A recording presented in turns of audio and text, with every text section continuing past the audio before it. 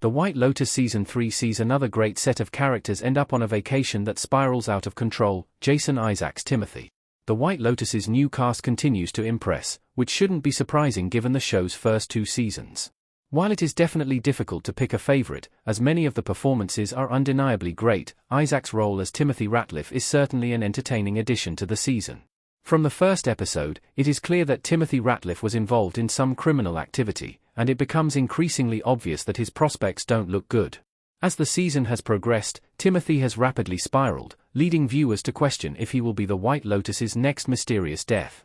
Though many of the characters seem to be headed towards some negative fate, Jason Isaacs' Timothy is the most clearly positioned to fall. Which should be even more fun to watch thanks to Isaac's great performance. Indeed, Timothy Ratliff is a great addition to Isaac's filmography, but he is far from the only impressive character that the actor has portrayed. Jason Isaacs is one of the best parts of The White Lotus Season 3.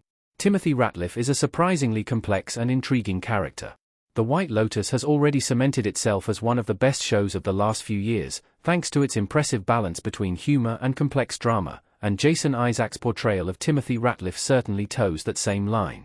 When the characters are first introduced, the Ratliffs immediately have a strange family dynamic, with Isaacs placing Timothy as the strict head of the family. While he may seem like the typical wealthy business owner, things quickly spiral and prove he is not as put together as he seems. In the first episode, Timothy begins getting calls from reporters asking him to comment on the financial situation of a man named Kenneth Nguyen.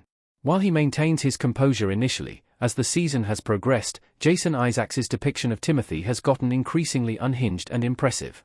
Isaac's performance as a man who has realized that he is facing serious trouble is both slightly funny at points and deeply troubling as his behavior begins to get dangerous. With several episodes left to go in the season, Timothy's behavior seems to imply that he does not care whether he makes it to the end of the trip.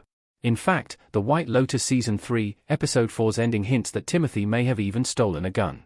What makes Jason Isaacs so impressive in the role is his ability to change Timothy's personality so completely in such a short time. The season begins with Timothy as a straight-laced Southern businessman, but by episode 4, he is completely erratic and a potential danger to himself and others. Jason Isaacs played a great villain in the OA.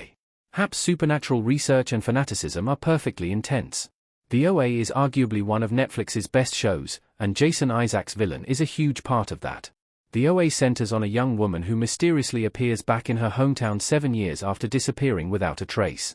In another strange turn of events, the woman, Prairie, was originally blind but returned with her sight. Over the course of the first season, she tells her story to a group of high school students and one teacher, explaining that she had a near-death experience as a child and was kidnapped by a man who wished to study her. It is later revealed that the man who kidnapped Prairie was Jason Isaacs' Hap, a scientist who decided to study near-death experiences as he believed that they gave the survivors special skills. Over the years that Prairie and her companions are imprisoned, Hap subjects them to brutal experiments that finally unravel other mysteries. The OA as a whole is incredibly captivating, but Jason Isaacs' Hap is a brutal villain that is definitely worth watching for fans of his other work, despite the OA's cancellation on a cliffhanger ending. Jason Isaacs has a long history of great villains and complex characters. Isaacs' varied performances span nearly every genre. Jason Isaacs' decades-long career is absolutely full of great performances, so it comes as no surprise that he is able to perfectly portray complex characters like Timothy Ratliff and Hap. In particular, Isaacs is no stranger to playing unlikable characters, and these have often become his most recognizable roles. Isaacs has portrayed great villains in films like The Patriot, A Cure for Wellness, and Peter Pan, but he is best known for his role as Lucius Malfoy in the Harry Potter films, proving that he has loads of great evil roles.